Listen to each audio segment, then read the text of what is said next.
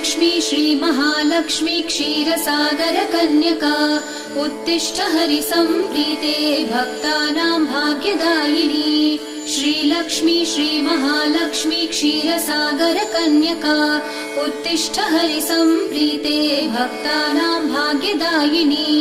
उत्तिष्ठोत्तिष्ठ श्रीलक्ष्मी विष्णुवक्षस्थलालये उत्तिष्ठ करुणापूर्णे लोकानां शुभदायिनी। उत्तिष्ठोत्तिष्ठ श्रीलक्ष्मी विष्णुवक्षस्थलालये उत्तिष्ठ करुणापूर्णे लोकानां शुभदायिनी।